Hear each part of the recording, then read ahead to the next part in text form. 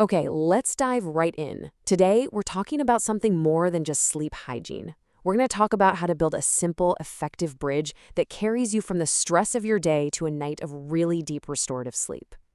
So does this sound familiar? You finally hit the pillow, but your mind is just racing. You're replaying conversations, building tomorrow's to-do list. You're physically exhausted, but mentally, you're totally wired.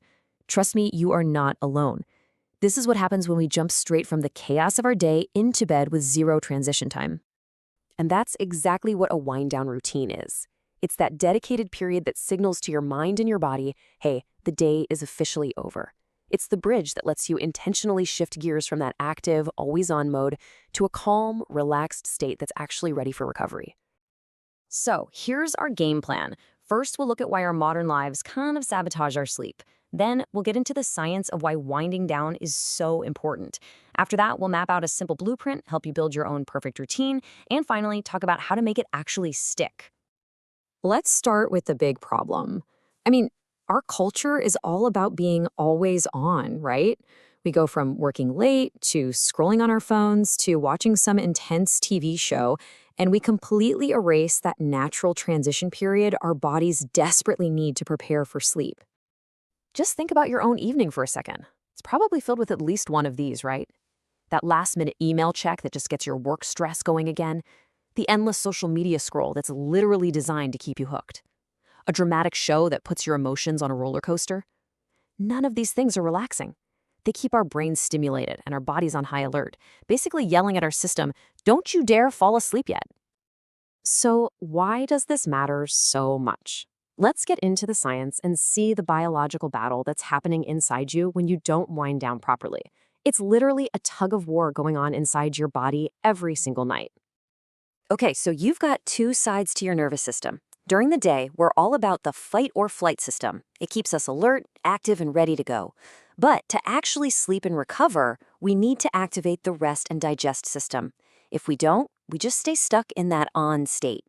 A wind-down routine is pretty much the manual override switch that helps you make that critical shift.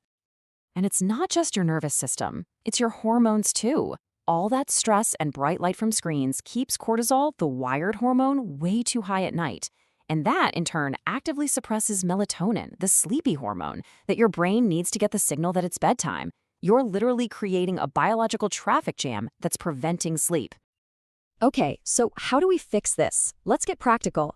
You don't need some complex hour-long ritual. You just need a simple, strategic blueprint to guide you in the evenings. The strategy is really simple, just 3 parts. And it's less about what you do and more about these core principles. First, you have to actively remove the things keeping you wired, the screens, the work stuff.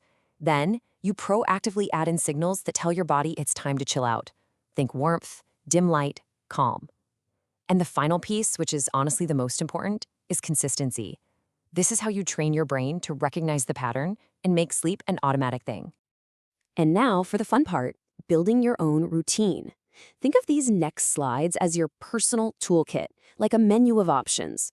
The goal is not to do everything on the list, but to pick 1 or 2 things that really resonate with you, things you can actually see yourself doing consistently. This is all about making simple swaps. So instead of scrolling on your phone, pick up a physical book. Swap that intense late-night workout for some gentle stretching. Take a warm bath. And this is actually really interesting because the drop in your core body temperature after the bath mimics a natural, powerful sleep trigger for your brain. The main point here is you're swapping activities that stimulate you for ones that are scientifically proven to help you relax. And there are so many other options. Dimming the lights is huge. It helps your brain start producing that melatonin we talked about. Writing down tomorrow's to-do list literally gets it out of your head so you're not tossing and turning thinking about it. Even something as simple as cuddling with a pet can lower your stress hormones. It's all about creating a calm environment, both around you and inside your own mind. For those of you who struggle with a racing mind, a mental technique like this can be a total game changer. This visualization comes from sleep expert Michael Bruce. You imagine being a sponge, soaking up warm water, and you just focus on the feelings of heaviness and warmth. See, by giving your brain a simple, relaxing image to focus on, you're actively pulling it away from stressful thoughts and gently easing your body into a state of rest. So, you've picked a few activities. Awesome!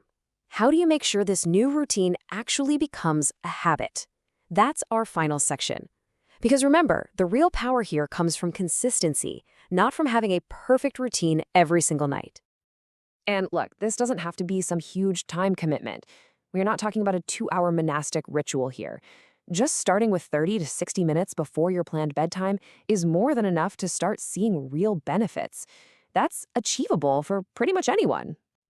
To make this stick, you've got to make it easy. Set an alarm, not to wake up, but to start your wind down. Choose just 1 or 2 simple things so it doesn't feel like a chore. And please put your phone away. I mean, out of sight, out of mind. Don't let one little notification derail your whole effort. And just be patient with yourself. Research shows it can take about 2 months for a new habit to feel automatic, so don't give up if it feels a little forced at first. I want you to really let this one sink in. You can't eliminate stress from your life. That's just a fact. But you absolutely have control over how well you recover from it. Your evening routine is your tool to take back that control, to make sure the stress of the day doesn't follow you to bed.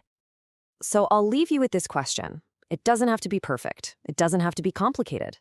But what 1 or 2 simple things will you do tonight to start building your own personal bridge to a better night's sleep?